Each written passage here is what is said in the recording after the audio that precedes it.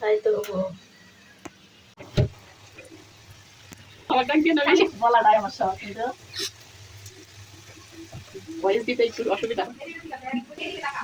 গরম এখনকার দিনে দিলে পড়ে যাবে।